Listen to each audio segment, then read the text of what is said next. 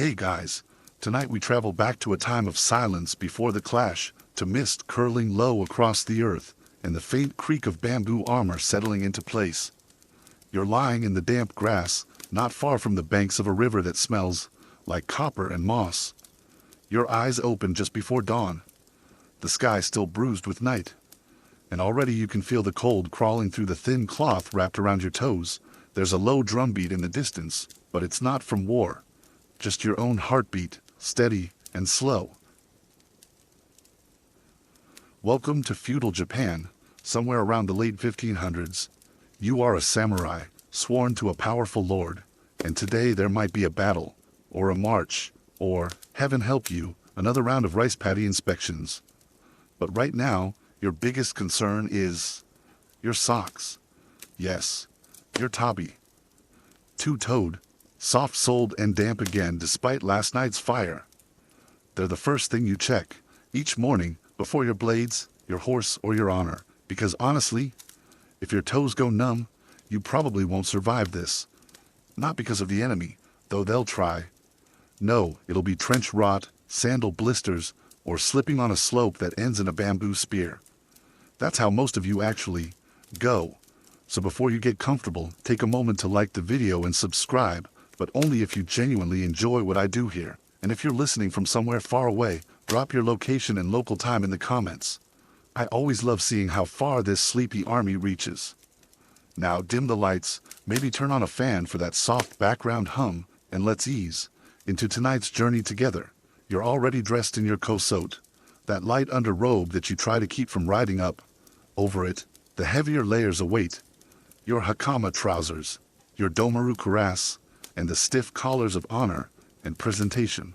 But before any of that, before the lacquered plates, the crest-marked headband, even the swords, you have to tend to your feet, because the field is cold, the dew unforgiving, and no one ever tells the glory stories of the samurai whose toes froze halfway to the fight. But oh, it happened, more than you'd think. You sit up slowly, brush off the leaves stuck to your sleeve, and slide your hands into your worn travel bag. There they are, your tabi. The same ones from yesterday, still faintly crusted with mud. You give them a shake, partly out of routine, partly to check for scorpions. Don't laugh, it only has to happen once. These socks are special, not just because they separate your big toe, letting your waraji sandals loop snugly around the arch, but because they're part of your identity. White tabi are for formal occasions. Today you're wearing indigo-dyed ones, darker, humbler, and slightly more forgiving of field stains. The dye, supposedly insect repellent, though the mosquitoes clearly missed that memo. You slide them on carefully. The cloth's a bit stiff thanks to yesterday's puddles. You wince as the seam presses into that one annoying spot below your toe knuckle. Historians still argue whether samurai really cared about comfort, or whether all this foot fuss was a posthumous invention. But your throbbing pinky toe says otherwise. Tabi weren't just underwear for your feet. They were status symbols, signals of discipline, and quiet expressions of taste. Some lords insisted their men match sock color to clan banners. Others imposed bans on flashy embroidery. Still others, like your current lord, don't care what's on your feet. As long as you're not limping, you stand, wiggling your toes a little, and shift your weight to test the fit. Not perfect, but they'll do. You rub some ash into a tear, on the heel. It won't help, but it makes you feel like you're trying. Nearby, a fellow retainer stretches noisily, his tabi flapping loose around his ankles. You give him a look. He shrugs. Washed them in river last night, he mutters. You nod. You both know they'll be stiff as bark by now. You start walking toward the weapon racks, every step across the cold grass making your feet whisper squish. Inside the cloth, there's talk of a skirmish today, or maybe just a show of force parade. Either way, you'll be walking, and standing, and probably kneeling for long periods, pretending not to notice the rock jabbing your shin. You glance down. Your socks will definitely be soaked by midday, again. One of the older warriors, grizzled like a tree trunk and twice as stoic, hobbles past you. He carries an extra pair of tabi tucked into his sash, neatly folded, crisp, dry. You envy him, with the bitter affection reserved for uncles who just know better. That's Hoshino. He's been through 20 campaigns, and his biggest advice to young samurai: Respect your socks. They're closer to your heart than you think. You think he's kidding. Probably, but you remember the stories, how broken Tabi could demoralize troops, how some battles were lost not to strategy, but to frostbite. One record even describes a small rebellion where low-ranking samurai rioted, not over food or pay, but the quality of their issued tabi. The clan steward responded by sewing tiny bells into the replacements as a loyalty test. It did not end well for the steward. You head to the edge of camp, where the sun is just starting to yawn over the mountains. There's no warm-up routine, no pep talk, just quiet, cold, and the feel of thread against skin. You catch yourself adjusting your socks again. You crouch beside your armor, still feeling the faint itch of damp cloth around your ankles. The rest of camp is beginning to stir. There's the soft rattle of Ashigaru spears as they're stacked for roll call, the occasional grunt of a horse disagreeing with breakfast, and the constant, gentle scrape of metal being honed. But your morning task is more delicate than sword work. You've got to tie your kiahan, those narrow shin wraps that start just above the ankle and spiral up your calves with a tension only experience can finesse. 5 knots. That's how many it takes to fasten your kiahan properly. Not too tight, or you'll lose feeling mid-march. Not too loose, or they'll unravel dramatically at the worst possible time, like during a sprint through enemy lines. You've heard that one before. Probably an exaggeration, but with samurai storytelling, who can tell? The ties feel cold in your fingers, but you've done this 100 times. Over the tabi go the kiahan, the soft cotton, or if you're unlucky, the itchy hemp pressed firmly against your leg. The point is to protect the skin from chafing against your armor's inner edges and to provide at least the illusion of extra warmth. They also help keep out mud, pebbles, and the occasional stowaway beetle. But more than that, the ritual of dressing matters. It centers you. Each fold is a reminder of your role, a symbol of preparation. Your lord might think you're readying for war, but here, in your quiet corner of camp, it feels more like a very somber yoga session. You tie the first knot and tug. Not bad. The cloth is fraying, but it holds. The second knot, a little crooked, but serviceable. By the third, your fingers find their rhythm. Left over right, tuck, loop, pull. It's said that some samurai had servants to do all this. Maybe the elite ones did, but you're not that lucky. Or that lazy, depending who you ask. Besides, trusting someone else with your knots is like letting someone else choose your battlefield bathwater temperature. Reckless. Historians still argue whether these rituals had a spiritual element or were just practical. Was every wrap a meditation, or just the only way to avoid stabbing yourself in the shin with your own armor? Either way, there's something satisfying about doing it yourself. You're not putting on shoes, you're armoring your stride. Now, on the 5th knot, you pause. This one's special. Superstitious types say it's bad luck if the final knot isn't tied in a single breath. You scoff, then tied in a single breath anyway. Why tempt fate? You rise slowly, letting the wraps settle against your calves. Not bad. A little lopsided, but you'll fix that when no one's looking. Your neighbor across the way is doing his own ritual. His 5th knot is followed by a murmured prayer. Not a loud one, just a whisper to Hachiman, the god of war, and maybe to a long-dead ancestor or two. You nod in respect. Everyone has their way of preparing. Some polish their blades obsessively, others rub lucky stones or recite battle poems under their breath. You recheck your socks, again. They're still damp. You decide to warm them a little more by the fire, carefully sticking your feet near the embers without lighting yourself on fire. A delicate dance. The smoke clings to your clothing, seeping into the weave of your sleeves and yes, your tabi. You'll smell like a walking campfire by midday, but you might gain a few degrees of comfort. Another warrior approaches and eyes your setup, trying to cook your feet. He grins, trying to keep them. You reply. It's a light joke, but one born of truth. There are actual records of soldiers who, during particularly long campaigns in winter, lost toes not to frostbite itself, but to small infections that began with cracked heels and soggy socks. No amount of honor helps when your foot falls apart mid-charge. You adjust your stance, glance down again. The seams along your tabi are holding, for now, Some samurai carried little kits with thread and spare cloth, usually tucked into their sleeves or travel bags. Tiny folded bundles of hope. You check yours. Thread, a spare strap, a sliver of beeswax for weatherproofing.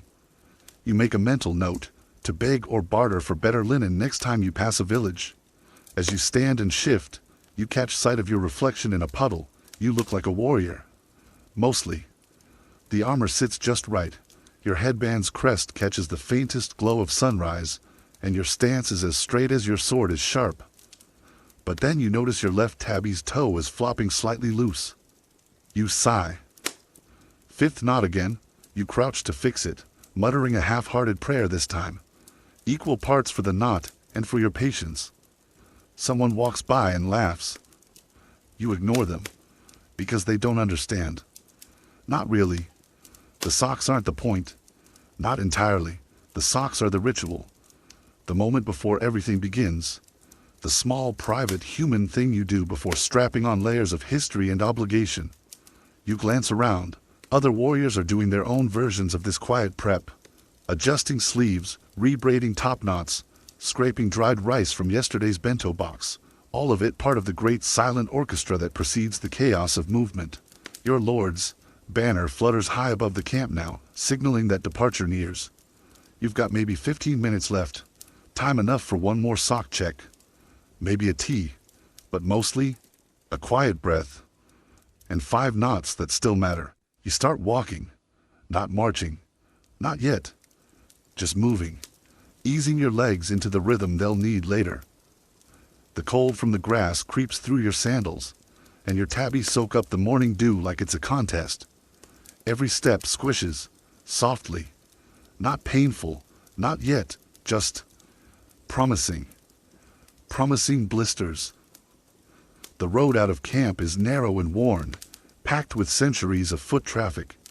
You tread past other warriors doing the same, stretching, breathing, quietly dreading the hours ahead. Even on good days the march is long. On bad days it's uphill, and you can always count on both directions feeling uphill. You pass a young Ashigaru struggling with a broken sandal strap. He's trying to fix it with a twig and some spit. You offer him a bit of cord from your travel pouch. He bows, grateful. You nod, remembering when you were the one cursing bad shoes and praying for a miracle twig.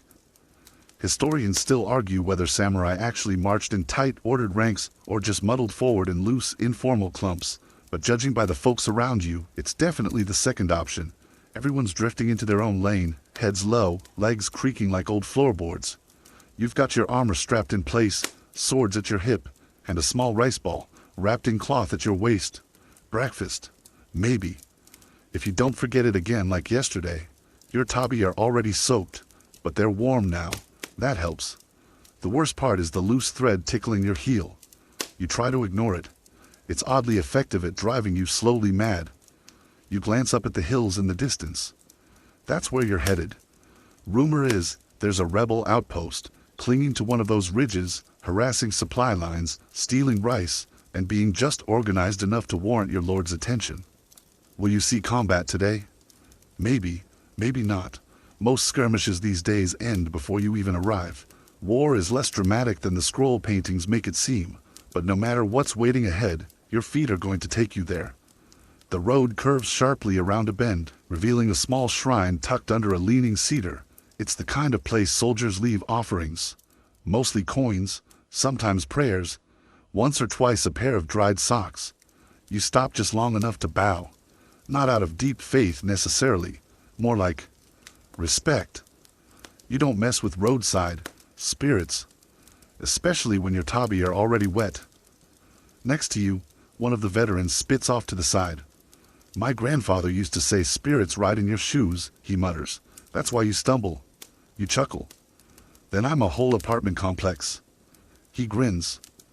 It's a small moment, but it breaks the monotony. Further ahead, a group of warriors has paused at a stream to refill canteens. You crouch by the bank and rinse your fingers in the cold, clear water. You debate taking off your sandals and wringing out your socks, but what's the point? They'll just soak again. Still, the thought of dry tabi, almost too luxurious to imagine, like warm, sake or an uninterrupted nap. You lean back, stretching out your legs and feeling the stiffness where the kaihan digs slightly into your calves. There's a satisfying pain there, the ache of readiness. It's said that some samurai soaked their tabi intentionally during certain rituals, symbolizing purification.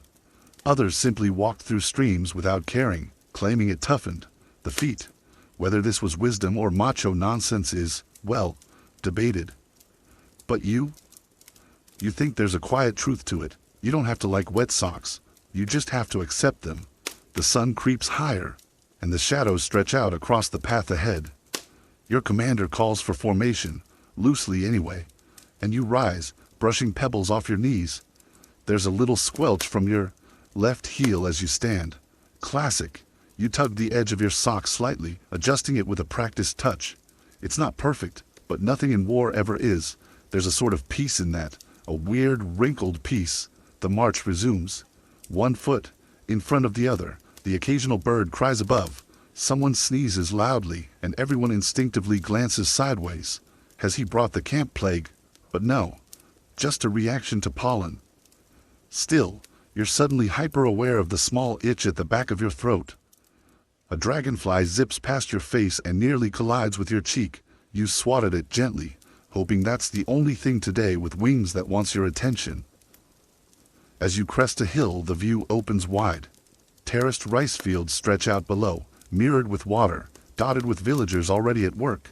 Some glance up at the procession of armored men walking the ridge, then return to their planting. War above, rice below. Everyone has their domain. You look down at your tabi once again. They've stopped squishing. That's either good or bad, probably bad. The road turns rocky now. Sharp little stones poke through the sandals and press directly into the tender parts of your heel. You wince, shift your gait, then wince again. Someone should invent toe armor. You'd fund that. By the time the path dips again, your socks feel like gritty pudding. Every few steps, you give them a quick shuffle to realign the seams. It's a samurai shuffle, deadly serious. But still, despite the wet cloth and the stones and the sense that you'll never feel truly dry again, you're oddly content. The rhythm of the walk, the feel of the land, the weight of your gear, it all blends together. You're not just heading toward battle, you're walking through centuries. Through the stories of thousands of warriors who also cursed their socks, shuffled over these same rocks, and wondered quietly if they should have joined the clergy instead. Your tabi cling to your skin like old friends who refuse to let go. You whisper a thank you to them, because honestly, they've been through a lot. You promise them a dry fire tonight. Maybe even a patch job. If you survive the next hill, you've made it up the hill. Barely. And now you stand at the edge of a clearing, panting quietly, because heaven forbid anyone sees you breathe too hard. The trees rustle gently, and your sandals squelch one final time as you shift your weight. The tabi are soaked clean through, and they've started to chafe just behind your ankles. The familiar sting returns with every step, a gentle reminder that discomfort, like taxes, is eternal. The commanders call a halt, time to rest. Not really for you. Rest is a strong word. More like pause your suffering creatively. You drop onto a dryish patch of grass, untie the straps on your kaihan, and carefully peel back the soggy cloth. The tabi beneath are a horror story, wrinkled, mud-splotched, and steaming faintly in the morning sun. The smell? Don't ask. You lean back and stretch out your legs. There's a certain freedom in socklessness. The breeze tickles your toes, and for a moment, the battlefield seems a very distant possibility. It's just you, your increasingly rebellious feet, and the birds wheeling above. A young messenger boy jogs past, his own socks rolled down and trailing like flags of surrender. He pauses to catch his breath and says, "Did you know General Otomo used to carry 5 pairs of tabi?" You raise an eyebrow. 5? 5. He grins. 1 for every stage of the march. Cleanest pair went on just before combat. That tracks. It sounds absurd, but also like the exact kind of minor luxury a high-ranking samurai could indulge. Historians still argue whether Otomo's socks were silk, cotton, or something stranger. Horsehair has been floated, possibly as a joke, possibly not. You glance at your own pair. No horsehair here, just humble cloth and the slow creep of a toe trying to break free. Nearby, another samurai is trying to dry his socks by hanging them on the end of his spear. It's not working. The breeze flips one inside out and threatens to carry it off like a tiny defeated banner. You both watch it flap sadly. Symbolic, he mutters. You laugh. Then wince. Laughing jiggles your blisters. The pause stretches into minutes. Some warriors nap sitting up, heads bowed. Others practice tiny sword movements, in the air, slicing imaginary foes with deadly precision and dramatic flair. You're gently massaging your heels, trying to convince the skin not to abandon ship. And this is when it hits you, the absurdity of it all. You've spent years learning the art of war. Sword play, strategy, philosophy, poetry, even flower arranging. You can recite 12 different battle poems and identify enemy units by the color of their sashes. And yet, your biggest daily threat is foot rot. You chuckle again, carefully this time. One of the older samurai nearby opens a single eye and grins. Laugh now, wait till your toenails fall off. Encouraging, you reply. He nods solemnly. It's the little things that undo you. There's a strange comfort in the shared misery. The knowledge that even the fiercest warriors all have to deal with clammy socks and the slow decay of foot dignity. There are scrolls filled with heroic deeds, yes, but there should be at least one about the day of the exploding tabi. Surely some chronicler has captured the tale of the sandal that betrayed its wearer mid-charge, or the infamous Battle of Wet Foot Pass. Actually, that last one might be real. You fiddle with your sewing kit, your tiny treasured bundle of survival tools. There's thread, a needle made from fishbone, a fragment of sandalwood to mask smells, and the last precious scrap of good cotton from home. You don't use it today, not yet. It's your emergency fix-it fabric. Save it for when everything else falls apart. You spot a loose stitch in your right tabby and thread the needle, fingers moving on autopilot. This, too, is training. Stitching in silence, eyes scanning the horizon. You make 3 clean passes, knot the thread, and snip the end with your teeth. Not bad. It might hold for another few leagues. Historians debate whether this kind of field maintenance was common or considered beneath higher-ranking samurai. Some accounts suggest they had attendants for such menial work. Others insist even the elite learned basic repairs as part of Bushido discipline. After all, what kind of warrior lets a sock defeat him? The horn sounds, breaks over. You sigh and slide your foot back into the newly repaired tabi, still damp, still lumpy, but now with 20% more dignity. As you retie the kaihan, you notice a hole forming near the heel. Classic. You tuck it under the wrap and pretend not to see it. Future you will curse you later. You rise with a grunt and fall back into line. The march resumes, and this time the road narrows. Roots and moss conspire to trip you. You move with care, knees bent slightly, the way your master taught you. Soft feet, even in armor, he used to say. Don't let the earth feel your anger. But today the earth can feel your soggy socks, and it's probably laughing. A hawk circles overhead. Someone mutters it's a bad omen. Someone else says it's just hungry. You keep walking, letting the conversation drift past like smoke. Your attention is on the ground, on the next step, the next stone, the next rhythm. Step, step, slide, adjust, tug, repeat. The smell of pine reaches you as the forest thickens. The sunlight filters down in lazy beams, painting the moss gold.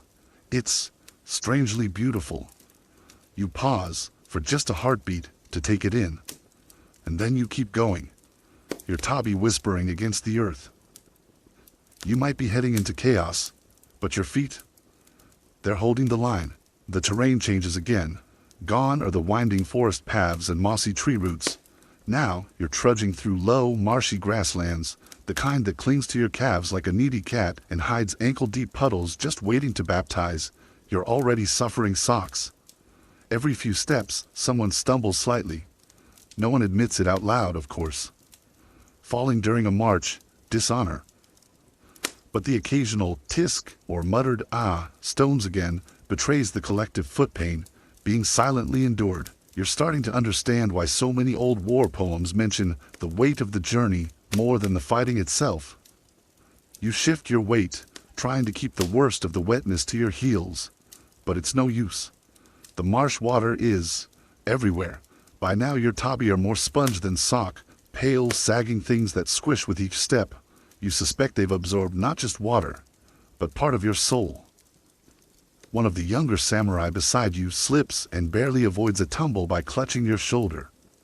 "Sorry," he gasps, straightening himself. "You okay?" My foot disappeared. You glance down. His sandal is gone, swallowed by the muck. He pokes around, retrieves it, and mutters something about cursed ground.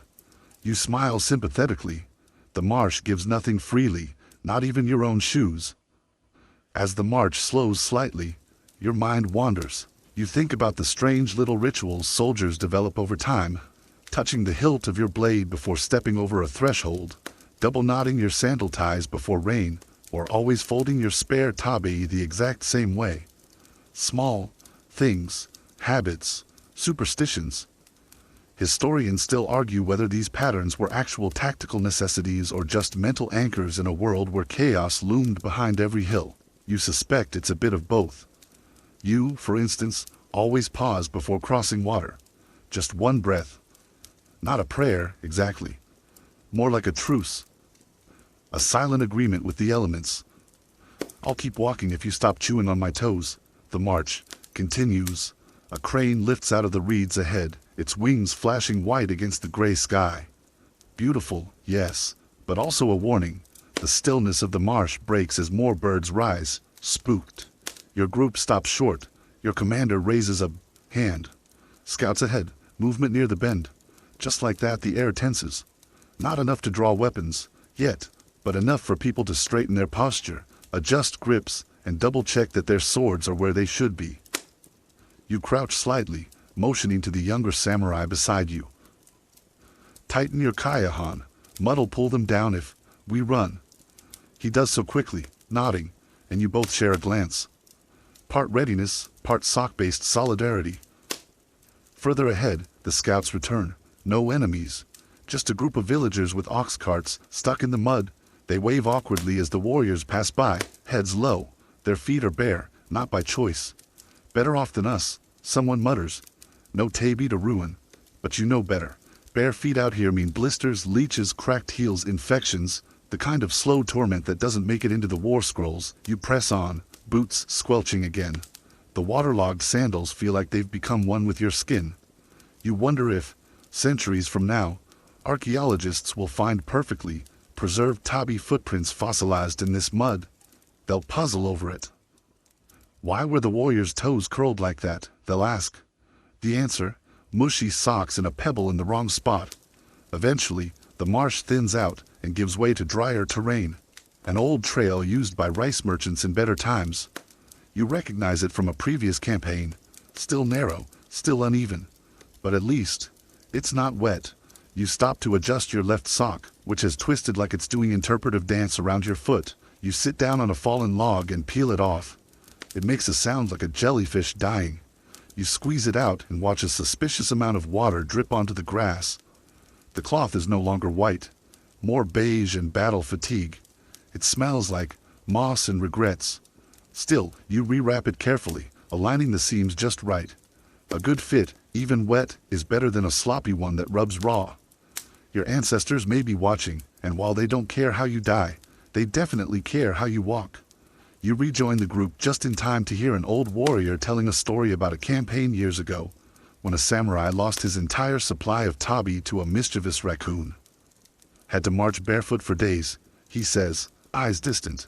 Swore revenge on all forest creatures. Someone snorts. Did he get it? Hard to say. But we ate a lot of stew after that. You smile. It's absurd, but somehow comforting. No matter how serious the mission, samurai life is filled with these little tales. Half true, half exaggerated, all tied together by shared discomfort and the eternal struggle against nature's most annoying elements. Mud, bugs, and damp footwear. You walk on, the trail curving around a stand of bamboo. The breeze picks up, rustling the leaves and cooling your damp feet through the fabric. It's a strange sensation. soothing and irritating at the same time, like being gently slapped by a friendly ghost. At last, you see it.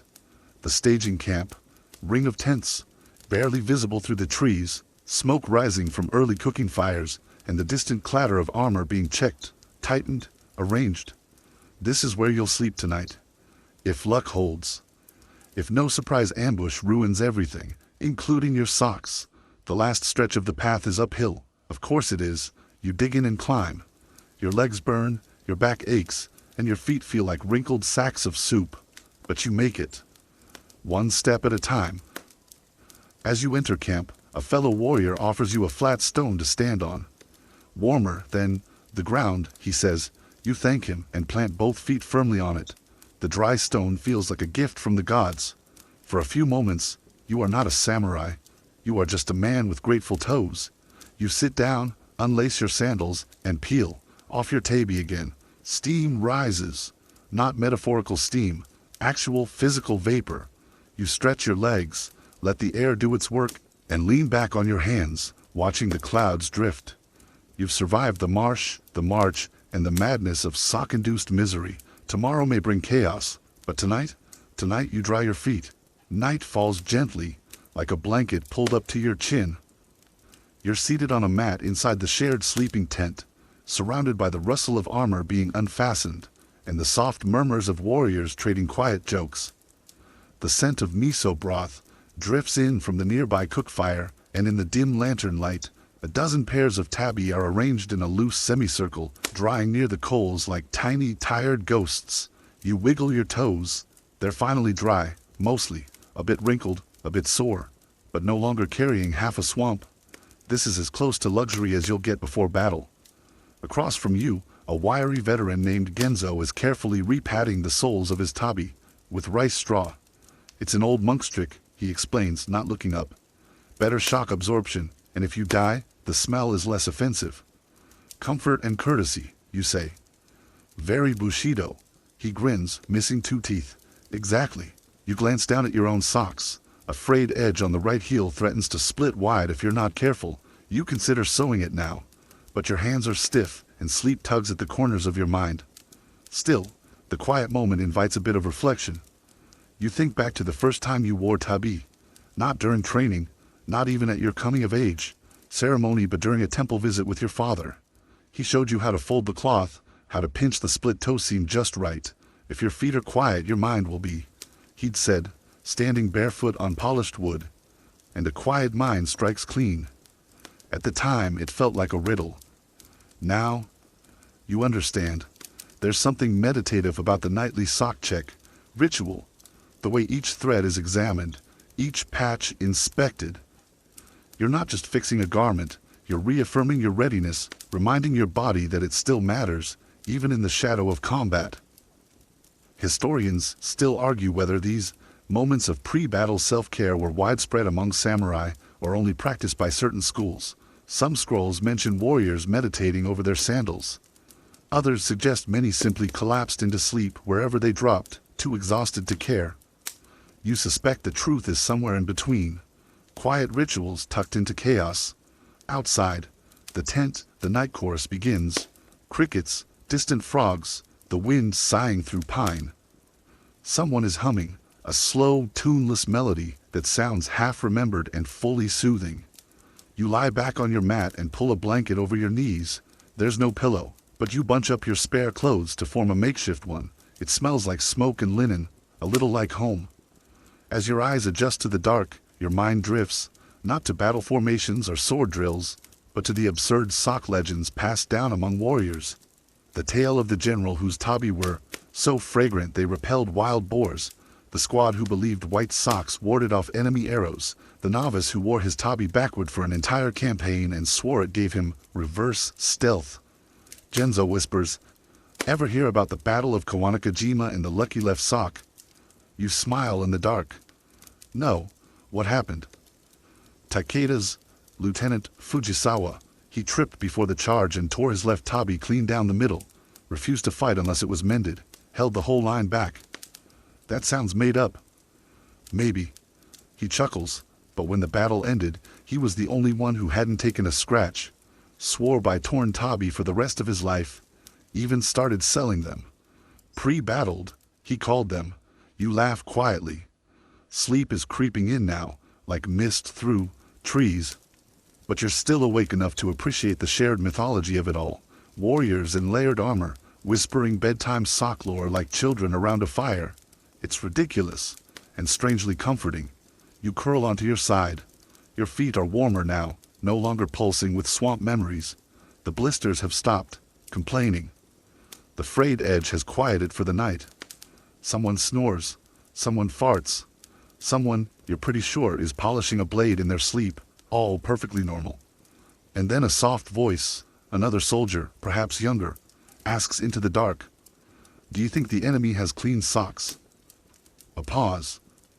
Then Genzo answers, serious as scripture. "They think they do." You fall asleep smiling.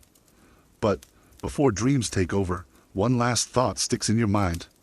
Tomorrow's battle will be hard, the armor will pinch, the ground will shift, but the first thing you'll feel, as always, will be the socks, and with any luck, they won't be wet. Dawn creeps in slowly, staining the canvas of the tent with watery gold. It's the kind of light that doesn't care about your anxiety. It just arrives, polite but unstoppable, nudging you out of sleep with a nudge and not a whisper. You wake to the sound of quiet movement, fabric rustling, armor creaking softly, and the unmistakable shuff of someone wrapping their feet. Tabi time. You sit up, rubbing your eyes, and reach for your pair. They're drier now, but stiff, crunchy at the soles like overcooked tofu. Still, you handle them with reverence, stretching the fabric gently, checking the seams. Today's pair doesn't have the comforting softness of your favorites, but they'll do. They must. As you slide your feet in, you notice something small and strange. Someone has placed a pebble inside the right one. A joke, a mistake. You glance around but say nothing, removing the stone and flicking it away with exaggerated dignity. Let no man say you went into battle with a rock in your sock.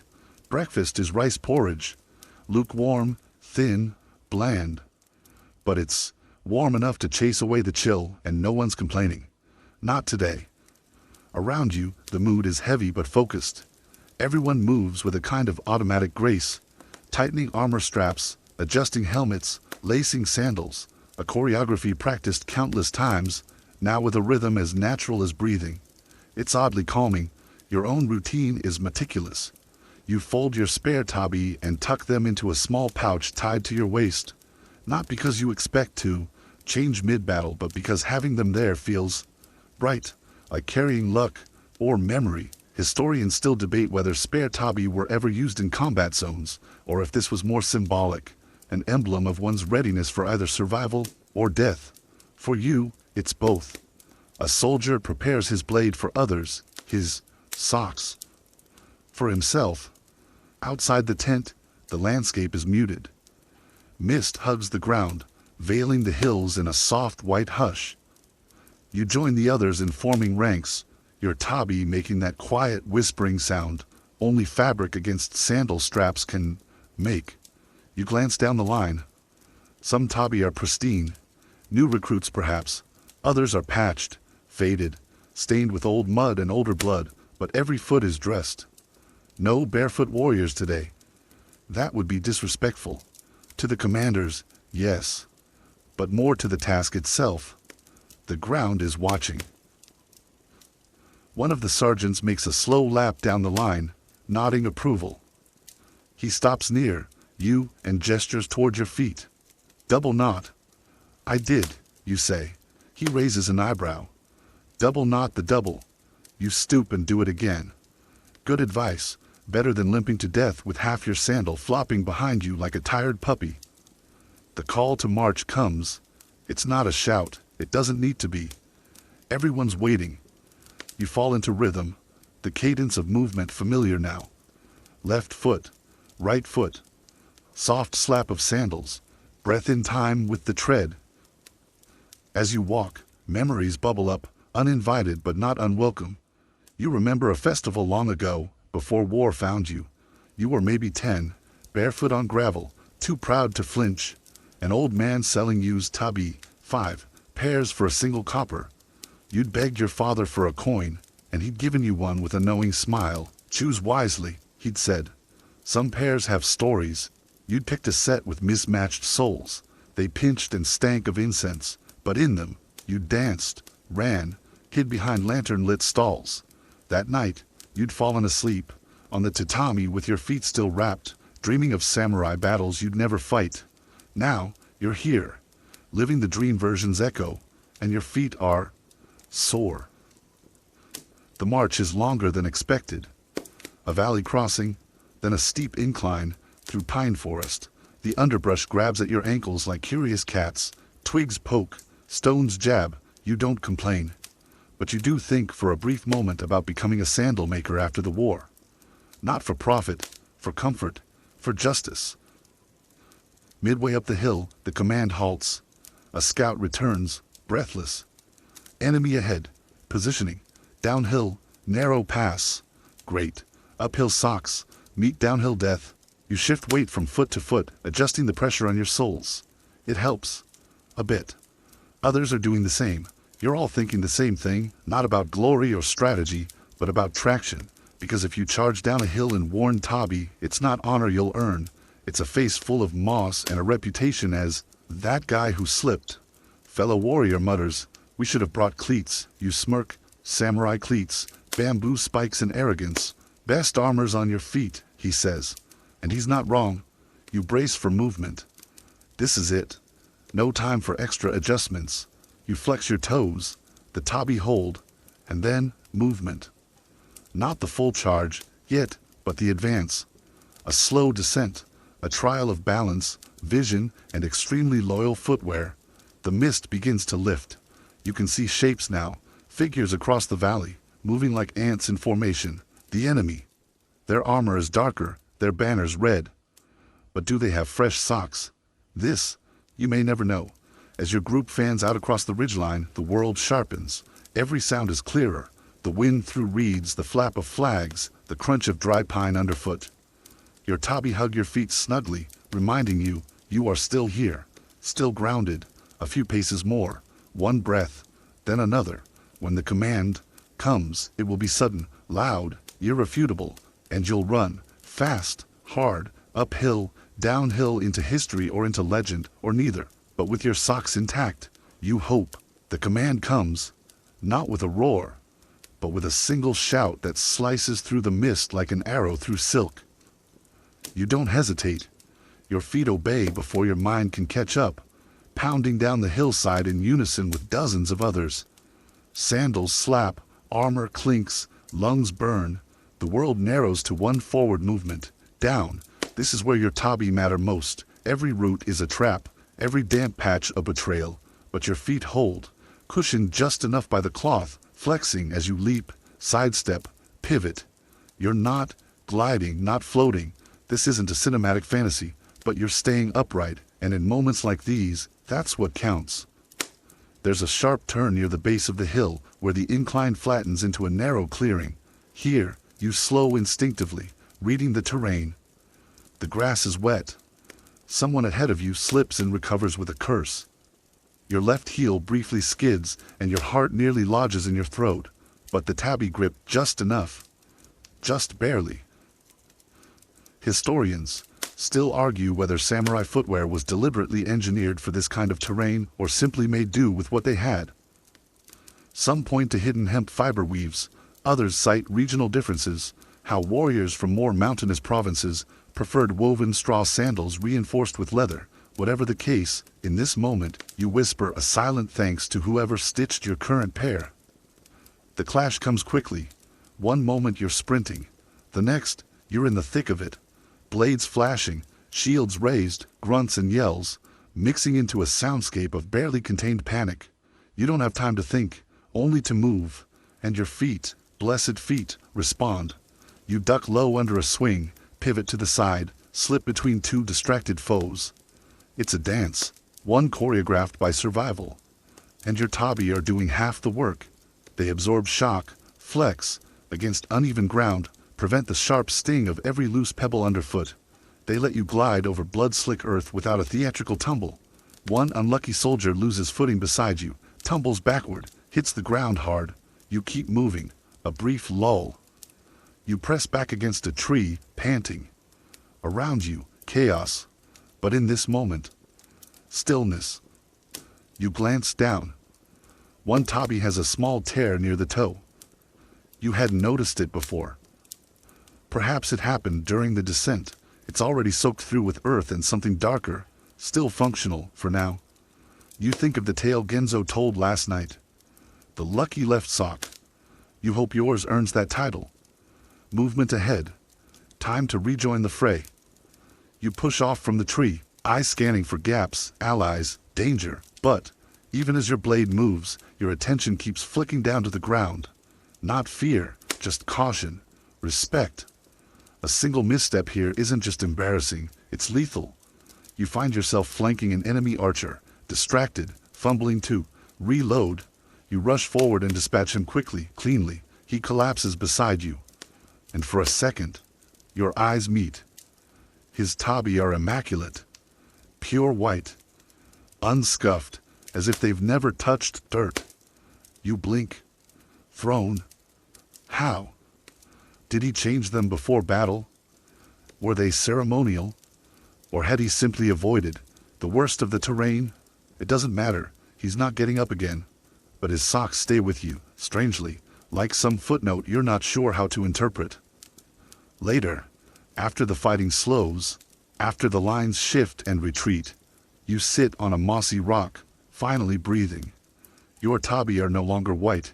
They are mud-brown, leaf-streaked, and frayed in at least 3 places. Your toes poke out from one corner. You are a mess, and somehow, you're proud of that. Across the clearing, other warriors do the same. Slump down, inspect wounds, check their gear, and almost all of them, before the armor, before the blades, look down at their feet. One soldier laughs dryly. I think mine are now part of the forest. Another holds up a completely torn pair. They're airy. You lean back and let your eyes close for a moment. In the quiet that follows the chaos, you feel your heartbeat in your heels. A slow throb, reminding you that you're still here. Still upright. Still wearing both socks, which, let's be honest, is a small miracle. You recall something one of your teachers once said. The warrior who forgets his feet will fall on his face. At the time, you thought it was metaphorical. Now you're not so sure. That little tear in your tabi has widened slightly, but it's holding. You pull a spare from your pouch, a clean pair, folded carefully, and feel a ridiculous but undeniable surge of comfort. Clean tabi after a battle. It's like a warm bath, a bowl of soup, and a hug all rolled into one. You don't even change into them yet, just hold them for a moment, rubbing the soft cotton between thumb and forefinger. Across the clearing, someone's making tea. The scent drifts toward you. Earthy, calming. You think about rising, stretching, rejoining the others. But for now, you sit, letting your tired feet breathe. Grateful for cloth, for thread, for a little patch of earth that didn't try to kill you today. The sun climbs higher now, casting warm beams that sift through the trees and settle on your weary shoulders. The battle has moved beyond this clearing, but you remain, tending quietly to your feet. You carefully peel off the muddy tabi, grimacing at the sensation of cold sweat mixing with dirt and dried blood. The skin underneath is rough, cracked in places. But your toes, thankfully, remain intact. A fellow soldier notices and offers a small folded cloth. For washing, he says, voice soft, almost reverent. You accept, dipping it into a nearby stream. The water is chilly, fresh against your skin, and you start wiping away the grime. The coolness makes your muscles relax, if only briefly. As you clean, your thoughts drift.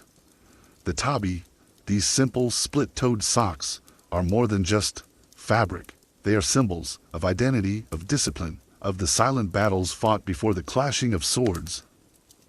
You recall stories from your childhood about samurai who would never allow a stitch to fray, believing that the condition of their feet foretold the outcome of battle. Some even claimed that a well-kept tabi could catch the wind and grant swiftness. Historians still argue whether such beliefs were widespread or simply colorful exaggerations spun by poets and monks. Regardless, the power of ritual is undeniable. Your hands move automatically, cleaning each toe, massaging tired arches. You can almost hear the whispered advice of your father. A quiet foot makes a quiet mind. You slip the clean tabby back on, feeling the comforting snugness wrap your feet. It's a small act of restoration, a way to reclaim control after the chaos. Nearby, a group is sharing quiet laughter over a pot of green tea, the steam rising like soft smoke signals to the sky. You watch them for a moment, soldiers transformed from warriors to companions. In the distance, birds begin their afternoon songs. The world feels calm, despite the fresh wounds and scattered debris. You think about tomorrow. The march will resume, battles will rage, and your feet will carry you through it all. The tabi will endure, thread by thread. You stand slowly, testing your weight. The soles grip the earth with familiar ease. You take a deep breath and feel, somewhere beneath the armor and fatigue, a steady pulse of resilience. The socks you worried about before battle are more than cloth. They are your quiet allies in a noisy world. The evening settles in with a soft hush, the kind that makes even the loudest battlefield seem distant, like a half-remembered dream. You find yourself back in camp, the day's dust and sweat finally beginning to wash away with the cool night air. You're not alone in your thoughts. Around you, others carefully peel off their armor, tending to scrapes, sharing quiet stories, or simply staring at the stars. The rhythm of camp life after battle is a strange kind of balm. Your feet, wrapped once again in clean tabi, feel surprisingly light. You wiggle your toes, testing the fabric's familiar comfort. It's a small pleasure, but one you savor, like a secret between you and the night. Somewhere nearby, a fire crackles softly. The smell of roasting sweet potatoes drifts across the camp. You watch the glowing embers, feeling the tension of the day slowly unravel. You remember a peculiar custom from a village you passed months ago. How the locals believed that wearing certain colored tabi could ward off bad dreams. Indigo for protection, crimson for courage, and white for purity. Of course, these were more superstitions than strategic necessities, but in moments like these, such stories offer a gentle distraction. Historians still debate whether such colorful tabi were truly widespread or reserved for special ceremonies, but the idea that something as simple as a sock could carry meaning beyond function is something you understand well. You look down at your own feet. The tabi are plain, worn, and practical, nothing fancy. But they're yours. They've seen you through fear, fatigue, and fleeting moments of triumph. Your thoughts wander to the rituals of preparation. How much time and care was once dedicated to these humble socks? How a soldier's relationship with his feet might seem trivial to outsiders, but to you, it's the foundation of every step, every movement, every survival. A soft breeze stirs the camp's lanterns, casting flickering shadows on the faces of those around you. You feel a deep, quiet kinship with them all. The shared experience of worn feet, tired muscles, and the unspoken hope for peace. You settle onto your bedding, the fabric rough but familiar against your skin. The firelight dims, and the night grows cooler. As you close your eyes, your last conscious thought is a simple one. No matter the battle, no matter the danger, your feet and their faithful tabi will carry you home. The camp stirs before dawn. The air is cool, still holding the quiet after last night's battle, but alive with the low murmur of soldiers waking, stretching, and preparing once again. Your feet touch the cold earth beneath the bedding, sending a brief shiver up your spine. You pull on your tabi, a bit stiff from drying overnight but still holding firm. It's a ritual now, checking the fabric, smoothing out wrinkles, tying the cords just so. You take comfort in these small motions. They ground you in a day that promises uncertainty. Breakfast is a humble affair, steamed rice and pickled vegetables, eaten silently among comrades who are all nursing the same weariness you feel. There's a strange comfort in this shared quiet, a bond forged in dirt and cloth. As you pack your belongings, you notice some soldiers examining their tabi more closely than usual. A whispered conversation circulates about the quality of the cotton this season, and whether the shipments from the south have been delayed. These concerns might seem minor to an outsider, but you understand.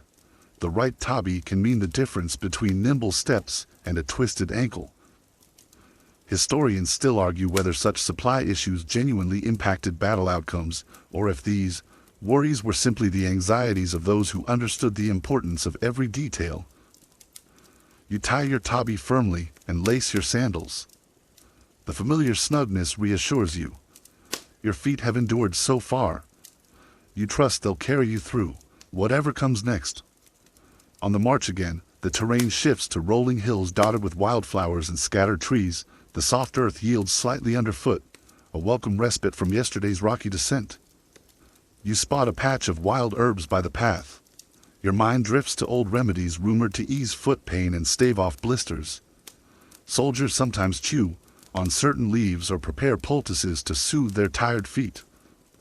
Whether these treatments were truly effective or more placebo is still a matter for debate, but the hope they offered was real. You pluck a few sprigs, pressing their faint scent to your nose, a mix of mint and earth, and tuck them carefully into your pouch. Little comforts like these make the long marches bearable. As the sun climbs higher, warmth seeps through the layers of armor and cloth. Sweat beads on your forehead and trickles down your back, but your feet, cushioned in tabi, remain surprisingly dry. You think back to the festival you attended before training, a celebration where tabi were swapped like talismans, each pair carrying stories and blessings from its previous owner. The idea of sharing footwear might seem odd now, but then it was a symbol of trust and community. These thoughts soothe you as you continue onward, each step a quiet testament to endurance, ritual, and the simple power of well-worn socks. The sun dips low on the horizon, painting the sky in soft oranges and purples as you settle near a quiet stream to rest. The day's march has been long and your feet ache, but there's a calm that comes with dusk. A pause in the world's relentless motion. You slip off your sandals and then your tabi, peeling the fabric away from your skin with a satisfying ease. The cloth is damp and slightly gritty, a testament to the miles traveled. You hold them up, watching the fading light filter through the thin cotton. It's a simple moment, but it feels important. Like honoring a silent companion after a hard day. You dip your feet into the cool water, watching the ripples spread outward. The sensation is both refreshing and grounding. You close your eyes briefly, letting the sounds of the forest settle around you. The soft rustle of leaves, the distant call of a night bird, the gentle babble of the stream. Legends say that some samurai believed soaking their feet in certain herbal waters could clear the mind and prepare them for battle. Whether these rituals actually worked or were just a comforting tradition, historians still debate. But in this moment, you don't question it. You wring out your tabi and begin to inspect them more closely. The stitching is coming loose in places, and the once crisp fabric has softened into something almost like a second skin. You can't help but smile at how these humble socks have carried you through so much. A nearby campfire crackles, and you hear the faint murmur of your comrades, settling in for the night. Some are singing quiet songs, others are sharing stories with gentle laughter. It's a reminder that beneath the armor and discipline there's humanity, a shared need for connection and comfort. You fold your tabi carefully and place them inside your pack, feeling a small surge of gratitude. It's strange, you think, how something as simple as a pair of socks can hold such weight. As you lie back on the soft earth, the sky darkens, and stars begin to twinkle overhead. Your feet, though tired, feel ready for whatever tomorrow brings. You think about the journey ahead, about the battles and the quiet moments in between. And you feel, deep in your bones, that as long as your tabi remain by your side, you'll keep moving forward, one careful, steady step at a time. The cold bite of dawn brushes against your skin as you wake to the world in muted grays and blues.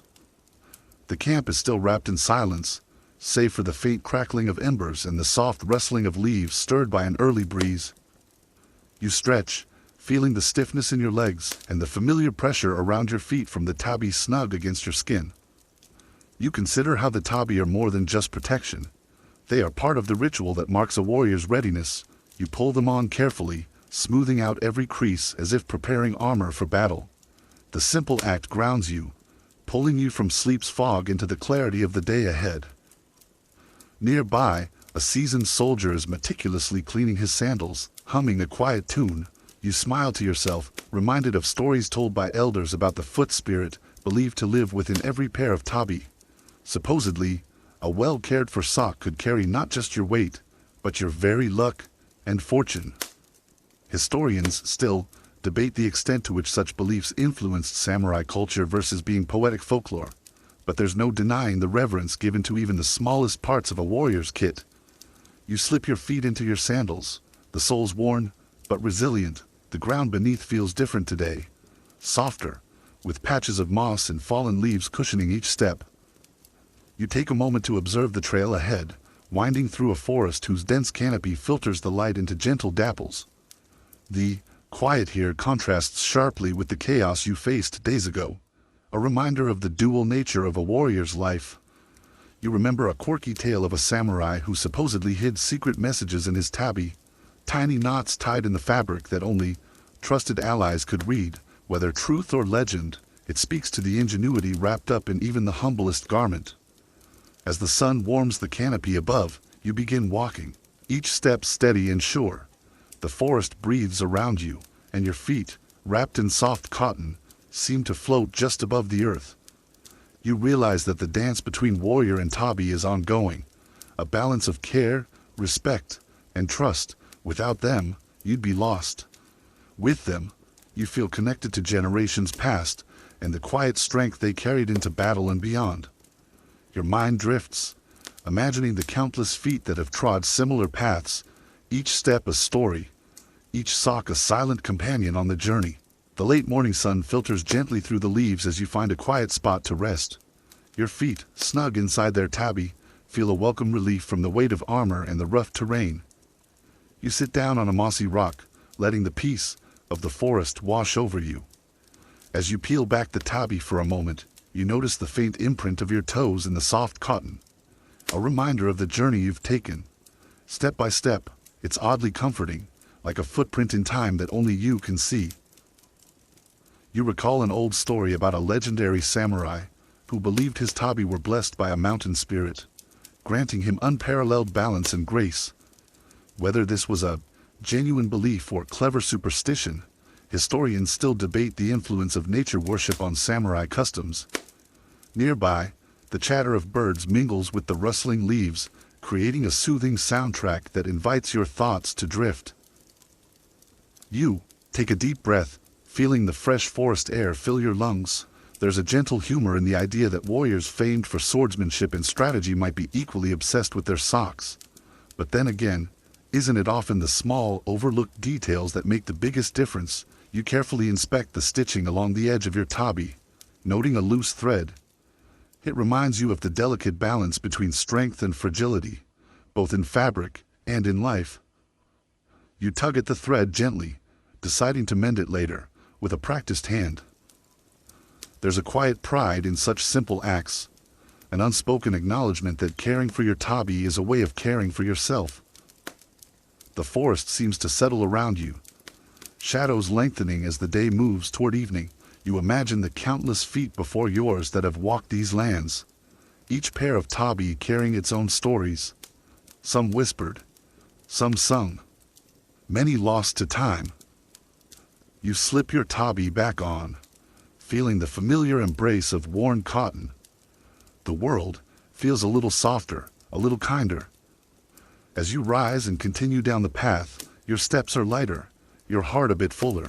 You know the journey isn't just about battles and glory, it's about every quiet moment in between, every small ritual that keeps the spirit steady. And so, with your tabi laced tight and your feet ready, you walk on, weaving your story into the fabric of history. The twilight deepens, casting a soft violet glow over the camp as you settle down for the final rest of the day. Your feet, weary yet steadfast, are nestled once again in the familiar folds of your tabi. The fabric, now softened by countless miles, feels like an old friend wrapping you in quiet reassurance.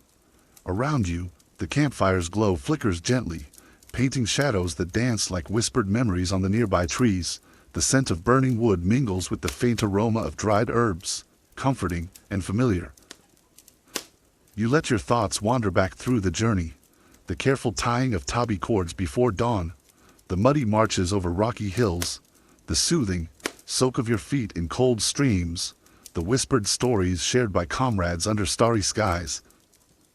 Each memory is stitched together with the thread of these humble socks, symbols of resilience, ritual, and the silent strength that carries a warrior forward. There's a gentle humor in how much concern was given to such an unassuming garment, yet you understand now. In the chaos of battle and the uncertainty of war, it was the little things, like well-kept tabi, that anchored the spirit. Historians still argue whether the practical benefits of tabi outweighed their symbolic weight. But for you, that balance is clear. They are both shield and symbol, comfort and tradition. You stretch your toes inside your tabi, feeling the comforting snugness one last time before sleep beckons. The world outside grows quieter, and your breathing slows to a gentle rhythm. You drift. You imagine the countless feet that have journeyed before you, wrapped in cotton and courage, walking paths of history and hope. You smile softly, knowing that tomorrow's steps will be carried by the same quiet strength that brought you here. And with that, you surrender to rest, your feet warm, your mind calm, your heart steady. Word count, 1047.